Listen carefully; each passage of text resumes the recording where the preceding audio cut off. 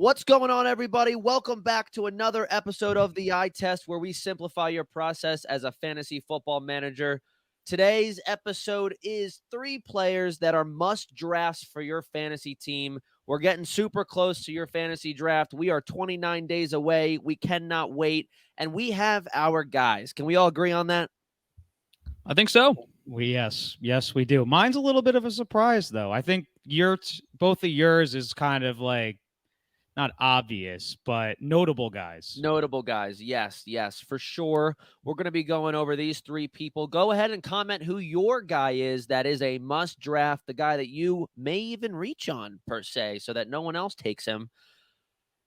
Paul is going to start us off today with his player that is a must draft. We're going to go in chronological order of the rounds that they are projected to go in. Paul, how about you go ahead and start us off, my friend?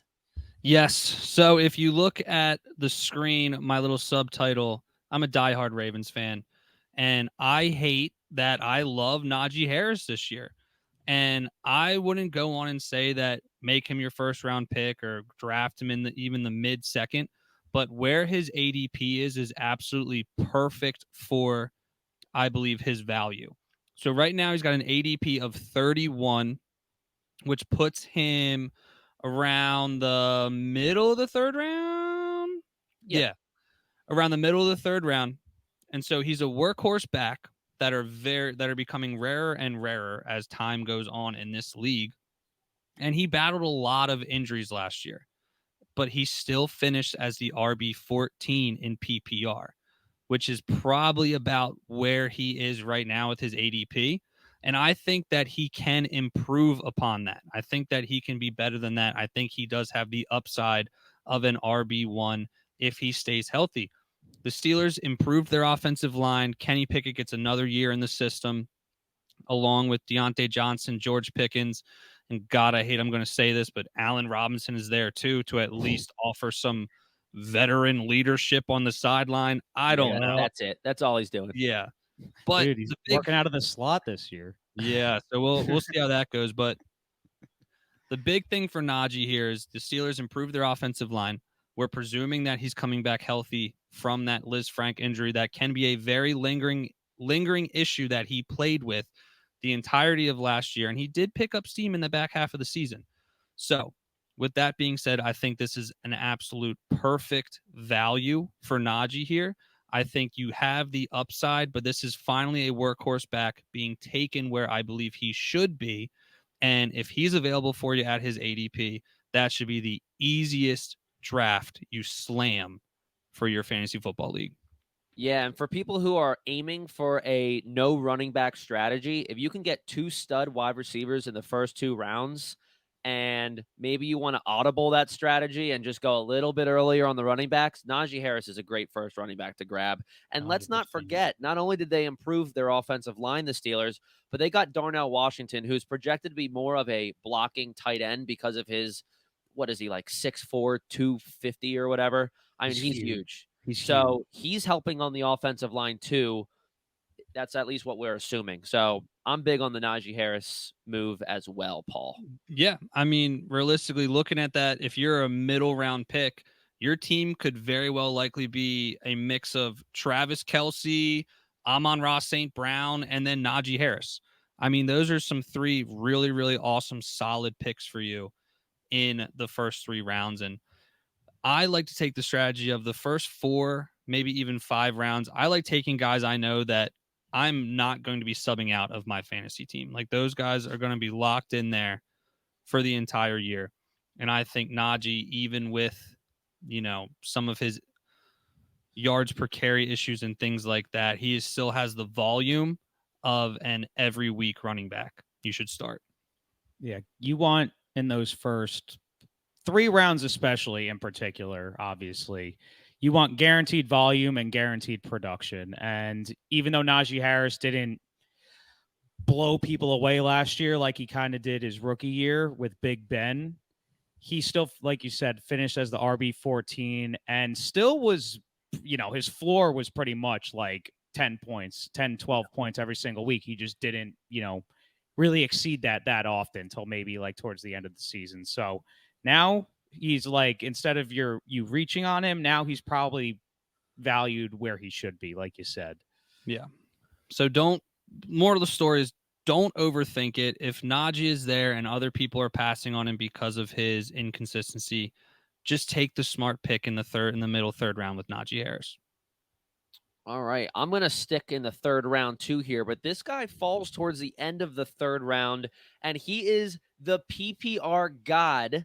And he's going towards the end of the third round, mainly because he was dealing with an injury for a large chunk of the season last year, the beginning part of the season, and his age too. And that's Keenan Allan. Keenan Allan has proven that he is still the focal point, along with Austin Eckler, in a very potent Chargers offense. And if he is your second wide receiver taken, maybe you went wide receiver, running back, and then Keenan Allan, or even if you went running back, Keenan Allan as your first wide receiver, I would still be thrilled to have that type of upside. And let's not forget, Justin Herbert did have a down year last year, but he could have had that down year because his two wide receivers did not play as much as he probably wanted to. The Chargers did, as of tonight recording this, the Chargers did just extend Justin Herbert 5 years, $262 million. So he's the guy. They're putting their trust in Justin Herbert. They're going to work on plays that utilize Keenan Allan because they're probably going to run him down to the ground. And this could be the last year that Keenan Allan is monstrous. I mean, we don't know, but presuming health, I think Keenan Allan is just a great pick at the third round. He is a guy that I am targeting, and I think all of you should too. Not you guys, our viewers.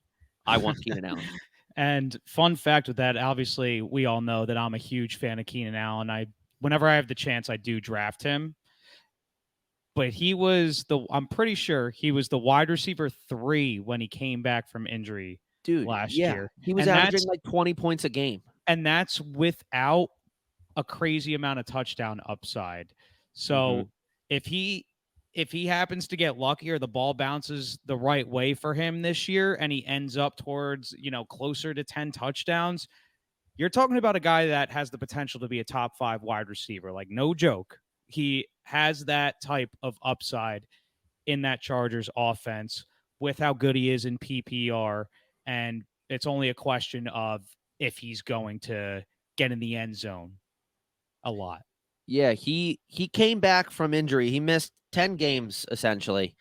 And not the best injury for a wide receiver. I mean, dealing with a hamstring, you need that to be running. Yeah. Came back missing 10 games, went 16, 21, 21, 17, 21, 12, 30 to end out the season. Sadly, that 18th week does not count for fantasy championships in most leagues. But it's a great sign. I mean, for a guy that was 30 at the time, missing 10 games from a hamstring injury and still proves that he's got it. I mean, think about what he's got the whole offseason to recover. Justin Herbert probably feels, I don't know, like the Chargers have his back now. There's probably going to be a more confidence factor in Justin Herbert. I'm excited to see what Keenan Allan can do. I am too. Yeah. I love Keenan Allan. I think that Justin Herbert loves him the most on this team, which is why I'm going to be drafting a lot of Keenan Allan stock in a lot of my drafts. And this Chargers offense, don't get me wrong, Eckler's great, but they are a pass-heavy offense to their core. So if Keenan Allan's on the field, he's going to be a huge focal point for this offense. All right, Bobby's name is the tight end 1 rebound. We don't know exactly what that means, but I have a pretty good idea, Bob. How about you go ahead, tell our viewers and our listeners on Apple Podcasts and Spotify, who we appreciate so much for listening and watching. Bob, round us out. Who is this tight end 1 rebound? So let me first say, we never talk about tight ends here. So this is huge. This is huge. Pivotal. It's not Mark Andrews. It's not TJ Hawkinson, but it is Darren Waller, a guy who has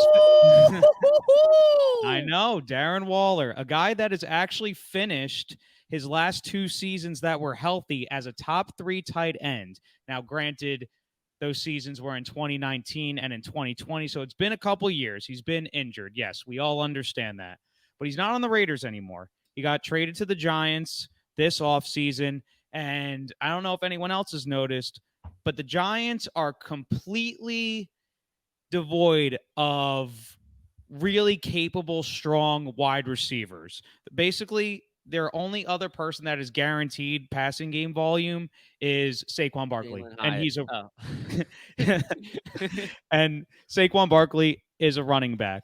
So Darren Waller's ADP was much higher in past years, and now he's going in like the mid 6th round, and he's going as the tight end 7. So he's going behind guys like Dallas Goedert and even TJ Hawkinson. Freiermuth. Yeah, Kittle. Freiermuth, Kittle, all guys that are good, but I don't think those guys actually have the upside that Darren Waller has this year in that Giants offense. So if you're sitting out of the Kelsey sweepstakes and you don't get a shot at Andrews and you're not so high on T-Hawk and you don't really want to wait until the end of the draft to draft maybe Greg Dulcich or Chig or something like that, Darren Waller is the perfect guy to draft because he's the only tight end in that range and maybe honestly in the draft that has that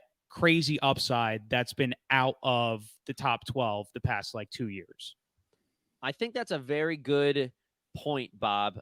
And obviously, a lot of people are going to be scared to draft Darren Waller because of his injury history. But you got to draft. You can't draft scared. So take Darren Waller. Hey, if he gets injured, I got good news for you. The tight ends that are drafted in the 6th round, they're not putting up that much more points than the tight ends that were drafted in the 10th round or the 11th round. So you'll find a tight end that can fill the slot. Yeah. But Waller's upside is the key here. That's what you want to draft for. You want to draft upside. Darren Waller has a much higher chance to outperform his ADP than some of these other tight ends like Freiermuth, Dallas Goedert, George Kittle. And there's just, it all comes down to the competition, honestly, at the end of the day. Dallas Goedert has, there's a lot of mouths to feed in that Eagles offense. You could even say the same for the Steelers offense. And you could say the same for pretty much all the tight ends that are being, that are being drafted ahead of him, aside from maybe Kelsey and a little bit of Andrews. So Darren Waller just seems like an obvious choice to me. If you're a little unsure of the running backs and wide receivers in that range, draft Darren Waller in the mid 6th. It seems like a no-brainer to me. Yeah, and I think the big thing here is going back on our little tips video, go check that out if you have not watched it already. But here's a tip. You can either get Darren Waller in the mid 6th, or you can hate your life and get Kyle Pitts and be disappointed again in the 5th. Yes, that's the other guy I was thinking of. Yeah. So just make the right decision here. Don't grab the shiny. He's not even a new toy anymore. He's just, I don't even know what to call Kyle Pitts anymore. But trust me, you're gonna draft him and you're gonna hate it. Just make the smart decision. Get another solid wide receiver, or even if you have a running back in the 5th round, you like, grab him and take Waller in the 6th. Do yourself the favor. Najee Harris, Keenan Allan, and Darren Waller. Those are our 3 must drafts for your fantasy team. Coming up next, 3 players that you should not draft for your fantasy team. We cannot wait for this episode. It'll be back tomorrow. Go ahead and like this video if you're watching on YouTube. Subscribe to our channel so you can get more content coming your way. And go ahead and comment your player that's a must draft on your fantasy team. We'll be back tomorrow with 3 players that you should avoid. We will see you tomorrow. Peace. Peace.